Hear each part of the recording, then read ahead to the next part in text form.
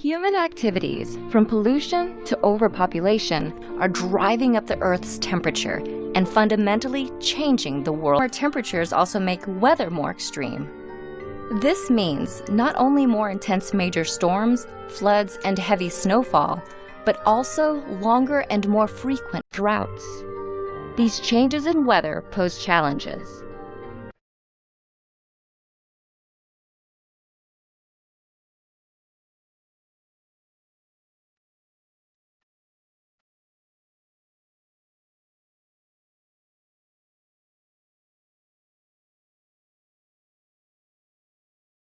New agricultural challenges, climate change can directly affect people's physical health.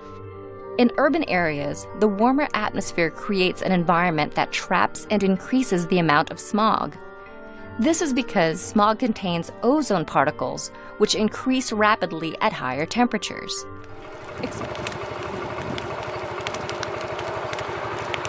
Diri seperti ini. Matahari yang baru terbit bersusah payah menghantarkan sinarnya menembus kabut pekat polusi. Iya, polusi, bukan kabut embun pagi.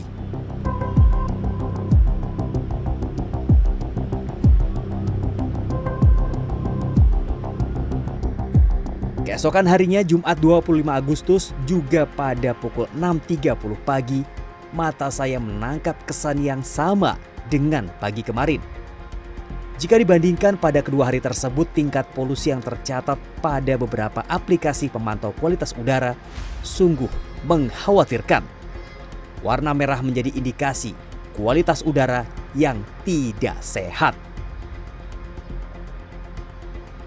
Keesokan harinya Sabtu 26 Agustus 2023 pukul 12 siang, kualitas udara Jakarta sama sekali tidak membaik.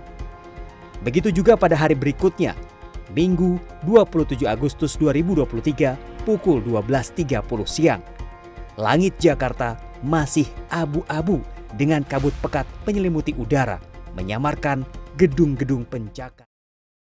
Bahan bakar fosil telah menjadi tulang punggung industri modern dan penggerak utama ekonomi global selama lebih dari 1 abad. Namun, ketergantungan kita terhadap sumber daya ini kini membawa dampak bagi planet kita. Saat ini, cadangan bahan bakar fosil seperti minyak, gas, dan batu bara semakin menipis. Proses ekstraksi yang intensif seringkali merusak lingkungan, memicu kerusakan ekosistem, dan memicu pencemaran udara dan air. Di sisi lain, pembakaran bahan bakar fosil menghasilkan emisi karbon dioksida dan gas rumah kaca lainnya yang memperparah pemanasan global. Dampaknya bisa dilihat dalam meningkatnya frekuensi dan intensitas bencana alam seperti badai, kekeringan, dan banjir. Menghadapi tantangan ini, kita perlu beralih ke sumber energi yang lebih bersih dan berkelanjutan. Tapi tahukah kamu bahwa bahan bakar ini tidak akan bertahan selamanya? Dengan cadangan yang terbatas dan dampak lingkungan yang besar, penting bagi kita untuk mencari alternatif yang lebih berkelanjutan. Maka dari itu, berdasarkan permasalahan di atas, biofuel dari jerami padi menjadi salah satu solusi yang ditawarkan. Selain mengurangi ketergantungan pada bahan bakar fosil, biofuel dan jerami padi memanfaatkan limbah pertanian yang melimpah, mengurangi emisi gas rumah kaca, dan memberikan manfaat ekonomi bagi petani. Ini adalah langkah maju menuju sumber energi yang lebih bersih dan berkelanjutan.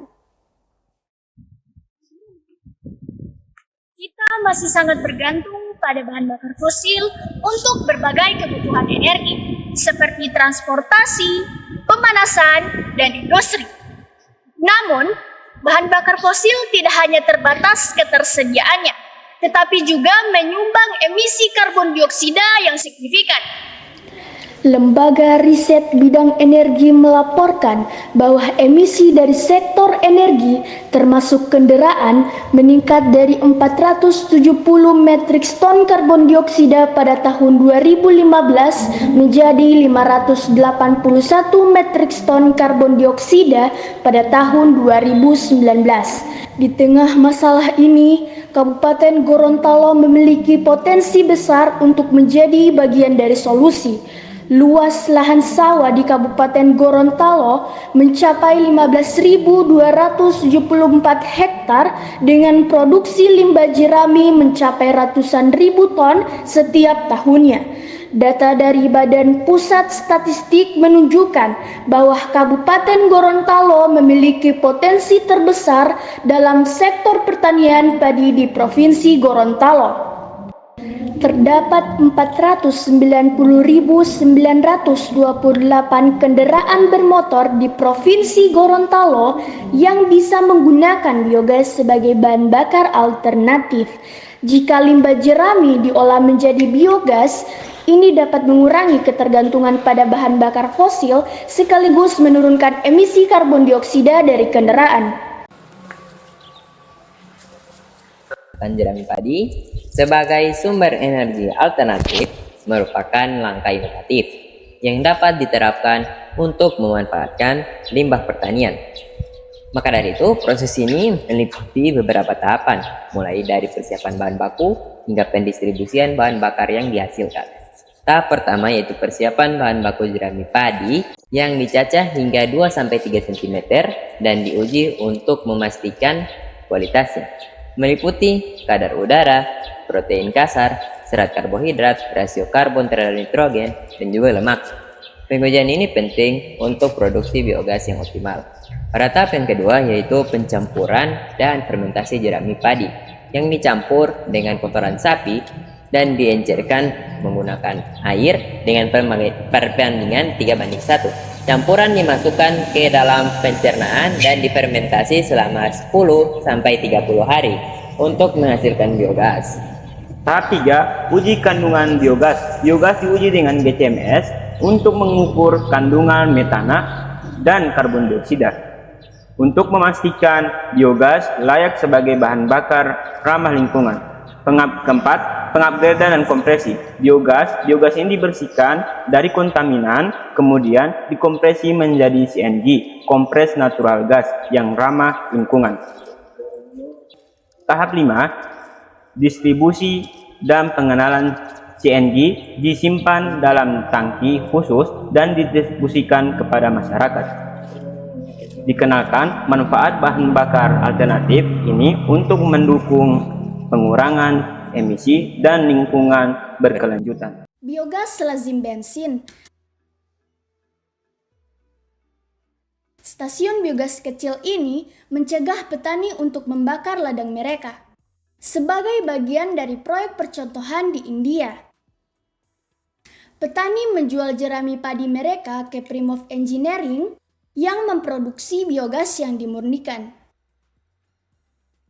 Mereka sekarang menjual padi seharga Rp4 India per kilogram, setara dengan Rp700.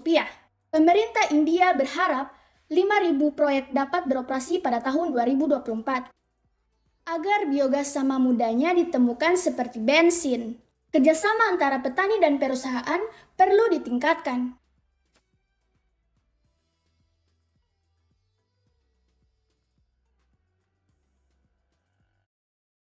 Ketergantungan kita akan bahan bakar fosil meskipun didukung oleh industri modern dan juga ekonomi global, akan tetapi kini menjadi dampak yang serius bagi lingkungan. Dengan bahan bakar fosil yang semakin menipis dan juga kerusakan yang terjadi, untuk itu dibutuhkan solusi alternatif yang lebih ramah lingkungan. Oleh karena itu, biofuel dari jerami padi menjadi solusi alternatif yang menjanjikan.